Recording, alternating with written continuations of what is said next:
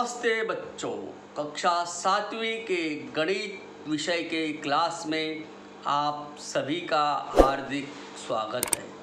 बच्चों, आज हम प्रश्न संग्रह 11 अभाज्य गुणनखंड कैसे ज्ञात करते हैं उसका हम अध्ययन करेंगे। बच्चों, अभाज्य गुणनखंड का क्या मतलब? दी गई संख्या को उसके अभाज्य गुणनखंड के गुणनफल के रूप में लिखना ही अभाज्य गुणनखंड कहलाता है। अब यहाँ पर पहला सवाल 32, इसका अभाज्य गुणनखंड ज्ञात करना है। तो इसको हम दो विधि से ज्ञात करते हैं। पहला है ऊर्ध्वाधर विधि, बाद में क्षैतिज विधि। हम सभी सवालों को दोनों विधि से समझने का प्रयास करेंगे। तो 32 को देखिए, हमने 2 से भाग दिया तो भागफल 16 आता है। 16 को 2 से भाग दिया 8 आएगा। 8 को 2 से भाग दिया 4 आएगा। और 4 को 2 से भाग दिया 2 आएगा। और 2 को 2 से भाग दिया 1 आएगा। तो हम कैसे लिखेंगे? देखिए, 2 गुणे 16, फिर क्या लिखेंगे? 2 को 2 ही लिखेंगे। 16 का खंड क्या है? 2 गुणे 8। 8 का खंड देखिए क्या है? 2 चौक 8। 4 का अब देखना हमको, 2 दूना 4। अब 1 आ गया तो लिखने की कोई ज़रूरत नहीं, उत्तर लिखेंगे।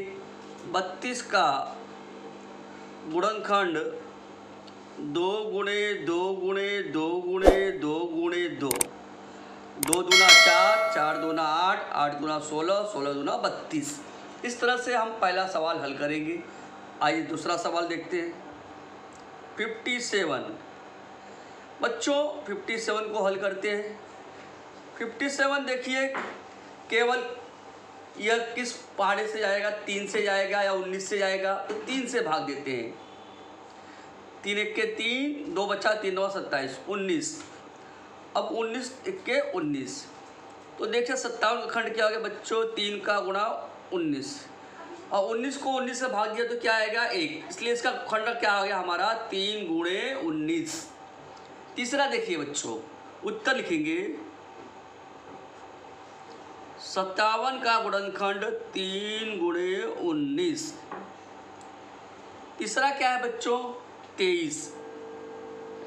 देखिए 23 केवल 23 से विभाज्य, 23 1 के 23। इसके अलावा किसी पहाड़ा से 23 का खंड नहीं होगा। 23 का गुणनखंड क्या होगा? 23 गुणे 1। उत्तर लिखेंगे 23 का गुणनखंड 23 बराबर 23 गुणे 1। चौथा देखिए बच्चों, 150। 150 का गुणनखंड ज्ञात करना है। ऊर्ध्वाधर विधि से देखता हूँ, करेंगे पहले। तो 2 से भाग देंगे बच्चों। 2 सते 14, 2 पंचे 10। या भाग देखिए, 150 को 2 से भाग दीजिए, भागफल 75 आएगा। अब 75 में 2 से भाग नहीं जाएगा, 3 से देंगे। 25 तिहाई 75। अब 25 में 5 से भाग जाएगा, 50 25। अब 5 1 के 5। अब देखिए कैसा लिखते हैं।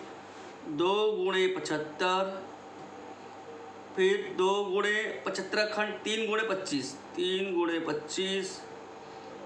2 गुणे 3 गुणे 25 का खंड 5 गुणे 5, 5 गुणे 5। अब 5 का खंड इधर 1 आ गया तो लिखने की कोई ज़रूरत नहीं, उत्तर लिखेंगे। 150 का गुणनखंड 2 गुणे 3 गुणे 5 गुणे 5। तो बच्चों, इस तरह से हमने पहले 4 सवालों को हल किया। अब आइए बाकी सवालों को देखते हैं। 5वां सवाल देखिए।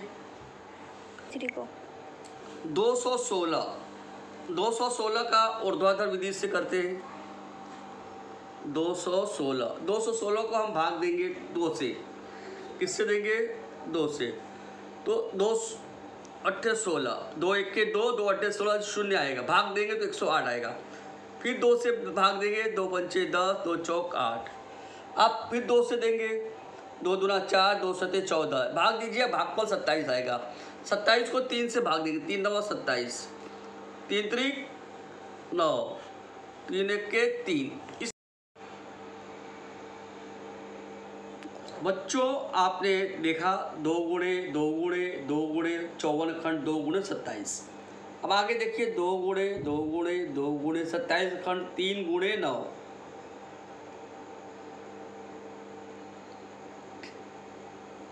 9 का खंड देखिए 3 त्रिक 9। 3 का खंड 3 ही होगा, 3 गुणे, इसलिए हम लिखने की कोई जरूरत नहीं, उत्तर लिखेंगे। 216 का खंड 2 गुणे 2 गुणे 2 गुणे 3 गुणे 3 गुणे 3।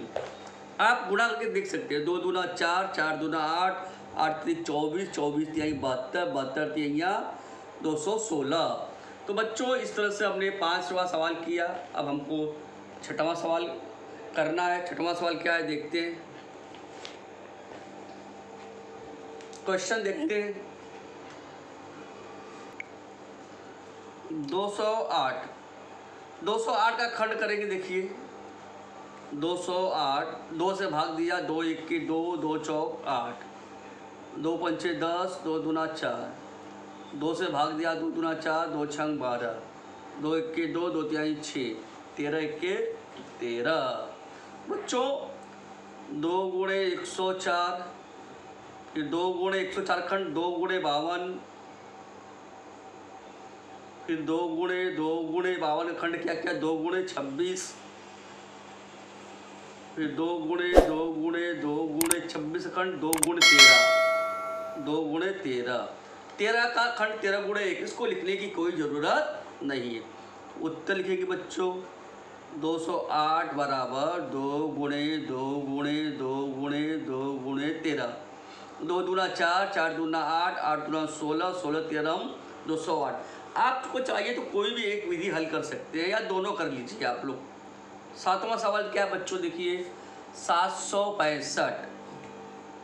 765 का खंड निकालता हूँ मैं। देखिए 765 में 3 से भाग जाएगा या तो 5 से जाएगा। 3 से देता हूँ, 3 दूना 6, 3 पच्चे 15, 3 पच्चे 15, 255। अब 5 से भाग देता हूँ, 50 25, 255 आएगा। अब ये फिर से 3 से भी जा सकता है या 5 से भी जा सकता है। हम 5 से भी दे सकते हैं। देखिए मैंने 5 से दे दिया है, फिर 3 17 दिया 51 और 17 के 17। तो मैं लिखता हूँ 3 गुणे 255। अब 3 गुणे 5 से दे दिया तो 5 गुणे 51, 5 गुणे 51, 3 गुणे 5 गुणे 3 से दिया 3 गुणे 17। या कभी भी क्रम से लिखिए, इसको ऐसा लिख सकते हैं हम लोग 3 गुणे 5 गुणे 17। इस तरह से इसका हल आएगा 765 का 3 गुणे 5 गुणे 17। 8वां सवाल क्या है बच्चों देखिए 342। 342 का देखिए 2 से भाग दे रहा हूँ, 2 1 के 2, 2 7 14, 2 1 के 2। 3 से भाग दूंगा तो भागफल आएगा 57। फिर 3 से दूंगा भागफल आएगा 19, फिर 19 1 के 19। देखिए खंड कैसे करता हूँ 2 गुणे 342, 2 गुणे 171,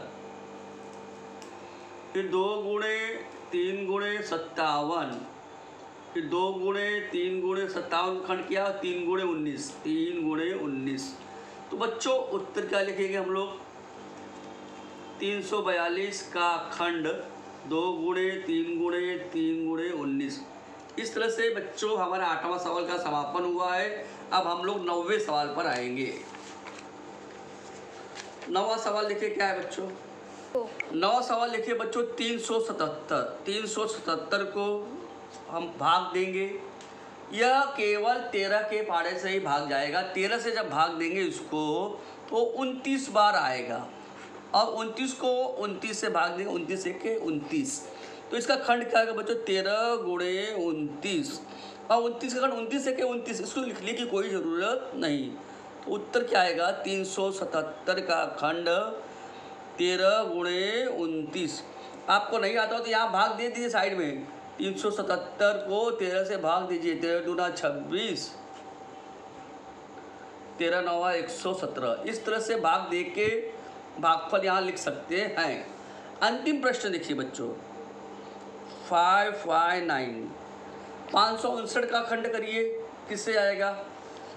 559 में भी बच्चों 13 से भाग देंगे हम लोग। देखिए 559 भागे 13, 13 चौक 52,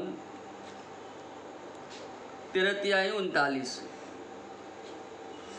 मतलब कि 13 कितने बार जाएगा? 43 बार जाएगा। कितने बार जाएगा? 43 बार।